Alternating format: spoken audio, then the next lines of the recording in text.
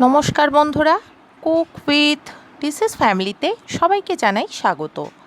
আজকে আপনাদের সঙ্গে চাল কুমড়ো দিয়ে দারুণ একটি নিরামিষ রেসিপি শেয়ার করে নিচ্ছি। রেসিপিটি গরম ভাতের সঙ্গে দারুণ লাগে।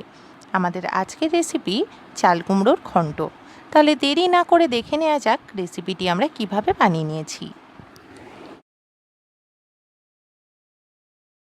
এখানে আমরা একটা চাল কুমড়ো নিয়েছি। এই চাল কুমড়োটা আমরা কেটে নেব।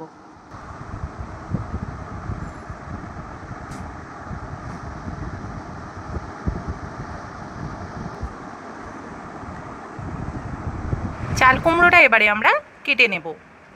চাল কুমড়োটা দুফালা করে নিয়েছি। এবারে আমরা চাল কুমড়োটার খোসা ছাড়িয়ে ছোট ছোট করে কেটে নেব।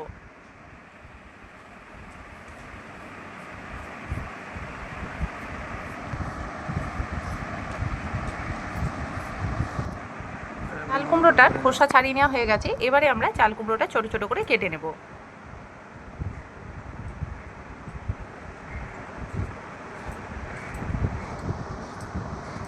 দেখতেই পাচ্ছেন একদম পাতলা পাতলা করে চাল কুমড়োটা কেটে নিচ্ছি।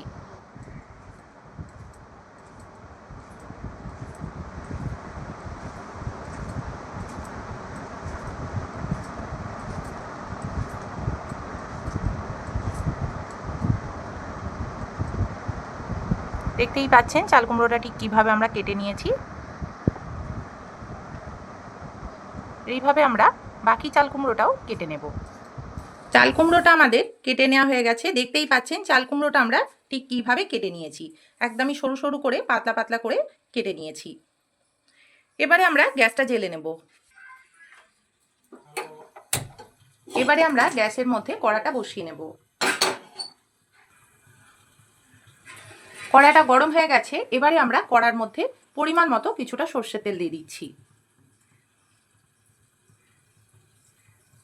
তেলটা এবারে গরম হতে দেব। এখানে আমরা কয়েকটা কারি পাতার ডাল নিয়েছি। দেখতেই পাচ্ছেন খুব বেশি নিইনি পাতা। আমরা ডাল থেকে কয়েকটা পাতা ছাড়িয়ে নেব। তেলটা গরম হয়ে গেছে। এবারে আমরা তেলের মধ্যে ফোড়ন হিসাবে গোটা সর্ষে দিয়ে দিচ্ছি। ফোড়নটা একটু ভেজে নেব। এবারে আমরা কয়েকটা কারি পাতা দিয়ে দিচ্ছি তেলের মধ্যে।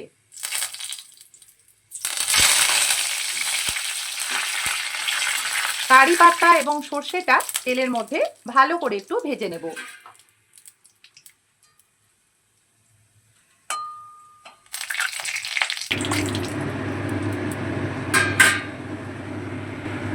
কারি পাতা এবং সর্ষেটা ভেজে নেওয়া হয়ে গেছে। দেখতেই পাচ্ছেন কারি পাতার রংটা পাল্টে গেছে। এবারে আমরা কেটে রাখা চাল কুমড়োটা তেলে দিয়ে দিচ্ছি।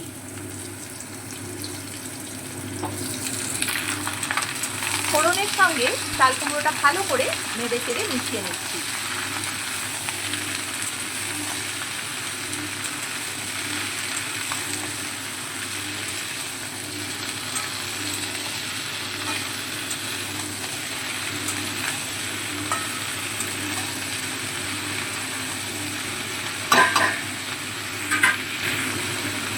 ফোড়নের সঙ্গে চাল কুমড়োটা খুব ভালোভাবে নেড়ে চেড়ে নেওয়া হয়ে গেছে। এবারে আমরা স্বাদ অনুযায়ী নুন দিয়ে দেবো। পরিমাণ মতো কিছুটা হলুদ গুঁড়ো দিয়ে দিচ্ছি।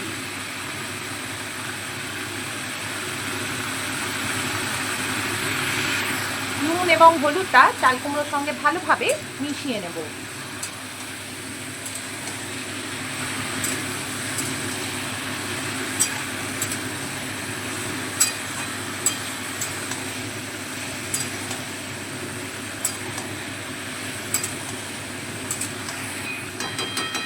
নুন এবং হলুদটা চাল কুমড়োর সঙ্গে খুব ভালোভাবে নেড়ে নেওয়া হয়ে গেছে। এবারে আমরা ঢাকা দিয়ে চাল কুমড়োটা সেদ্ধ হতে দেব।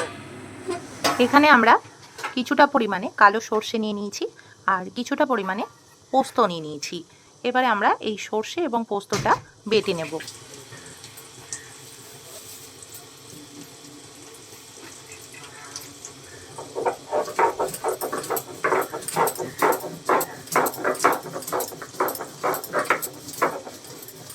বেশ কিছুক্ষণ হয়ে গেছে। এবারে আমরা ঢাকা সরিয়ে একটু নেড়ে চেড়ে নেব। দেখতেই পাচ্ছেন চাল কুমড়ো থেকে বেশ কিছুটা জল বেরিয়েছে। এই জলেই কিন্তু চাল কুমড়োটা সেদ্ধ করব। আমরা কিন্তু এখানে আলাদা করে কোনো জলের ব্যবহার করব না।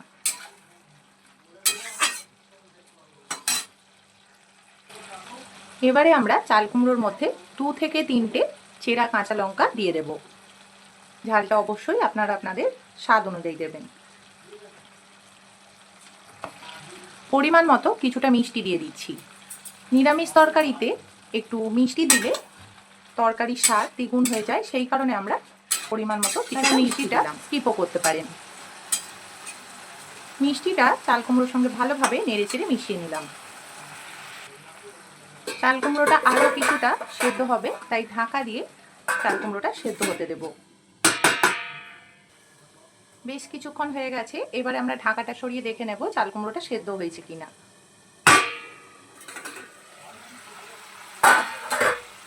দেখুন বন্ধুরা, চাল কুমড়োর মধ্যে যে জলটা ছিল সেটা অনেকটাই শুকিয়ে গেছে, টেনে নিয়েছে, আর চাল কুমড়োটা বেশ ভালোভাবে সেদ্ধও হয়ে গেছে।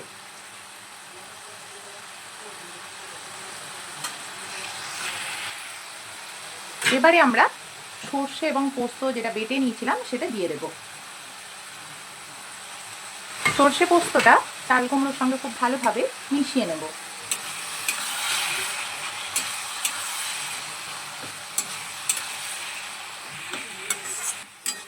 সর্ষে পোস্তটা চাল কুমড়োর মধ্যে অল্প একটু জল থাকতে থাকতেই মেশাতে হবে, তাতে সর্ষে পোস্তটা খুব ভালোভাবে সমস্ত চাল কুমড়োর সঙ্গে মিশিয়ে নেওয়া যাবে, মিশিয়ে নিতে সহজ হবে। সর্ষে পোস্তটা চাল কুমড়োর সঙ্গে খুব ভালোভাবে নেড়ে চেড়ে মিশিয়ে নেওয়া হয়ে গেছে।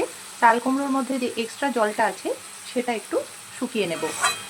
চাল কুমড়োর মধ্যে যে এক্সট্রা জলটা ছিল সেটা অনেকটাই কমে গেছে, দেখতেই পাচ্ছেন। এবার চাল কুমড়োটা একটু ভাজা ভাজা মতো করে নেব। চাল কুমড়োটা বেশ ভাজা ভাজা হয়ে গেছে, দেখতেই পাচ্ছেন।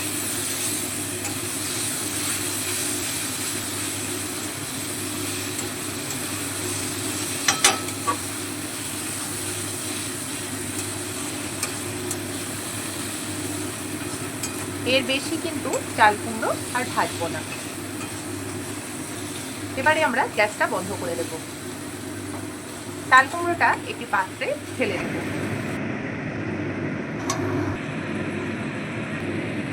চাল কুমড়োর ঘন্ট তৈরি হয়ে গেছে। রেসিপিটি যে কোনো নিরামিষ দিনে বানিয়ে নিতে পারেন। রেসিপিটি খেতে হয় দারুণ। বন্ধুরা, আপনারাও আপনাদের বাড়িতে রেসিপিটি এইভাবে বানিয়ে দেখবেন। রেসিপিটি ভালো লাগলে ভিডিওটিকে লাইক, কমেন্টস অ্যান্ড শেয়ার করবেন এবং আরও নতুন নতুন রেসিপি পেতে আমাদের এই চ্যানেলটিকে সাবস্ক্রাইব করবেন। সকলেই ভালো থাকবেন, সুস্থ থাকবেন। নমস্কার।